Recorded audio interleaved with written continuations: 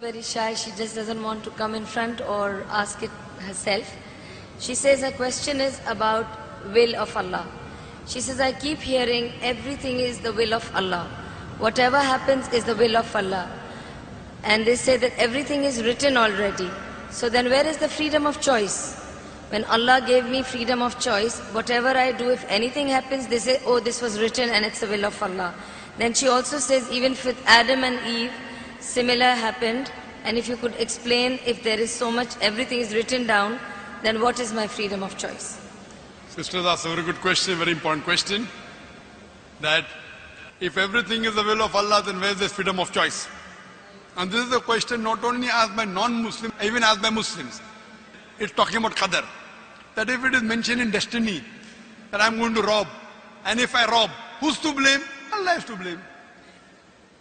If it mentions in my destiny, I'm going to commit murder, and I commit murder, who's to blame? Allah is to blame. So where is the free will?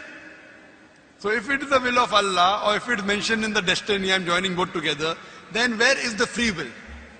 The reply to this question is, it's compulsory that every Muslim should believe in qadar, but you should understand what is the meaning of destiny. For example, if suppose in a classroom, there are 100 students, and when the teacher teaches the students in the classroom at the end of the year, before the examination, the teacher predicts that this student, he will come out first class first. This student, he'll get second class. This student, he will fail. The teacher predicts why? He knows that this student is very studious, always does homework, does extra studies. This average student, second class.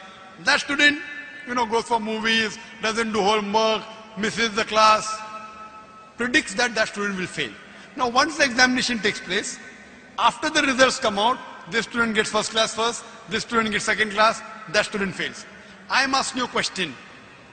Can the student who has failed, can he blame the teacher that because we have predicted I will fail, I have failed? Who's to blame? The student or the teacher? Who's to blame, the student or the teacher? The student. The teacher predicted. Who's to blame the student? He did not study, he did not do his homework, he used to go for extra movies. So similarly, Allah subhanahu wa ta'ala has given the human being the free will. Allah has told you what is right, what is wrong, but the choice is yours. For example, if you come at a crossroad, there are 4 roads, A, B, C, D. You can choose any. You choose road C. So Allah knows in advance that when you come at crossroad, you will choose road C. So Allah writes, when the person comes at the crossroad, he will choose road C. So it is not because Allah is writing that you are choosing, because you will be choosing, Allah is writing. It is not because Allah is writing that you are choosing road C. It is because you will be choosing road C. Allah is ilm-e-ghaib. He has knowledge of the future. He writes in advance. After you choose road C, you come at another crossroad, 5 roads, 1, 2, 3, 4, 5.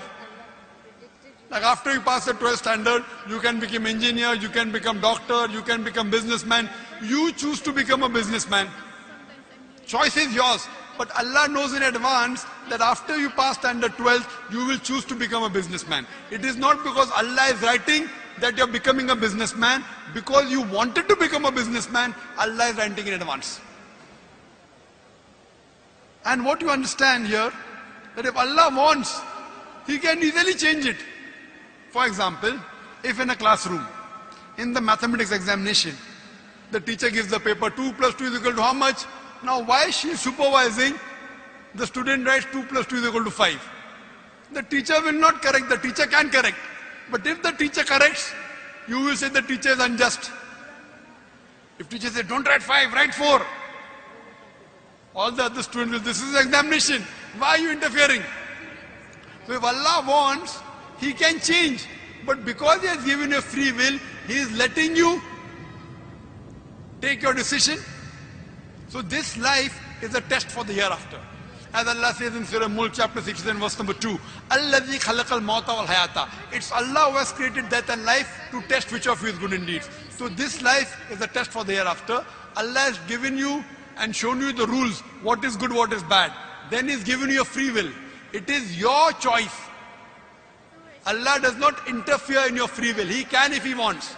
The Quran says, not even a leaf can fall without the permission of Allah. So whatever happens, happens with Allah's free will, but the decision is yours. And based on that, you will be rewarded or punished. Hope that answers the question. We'll have the next question from the brother's mic in the center.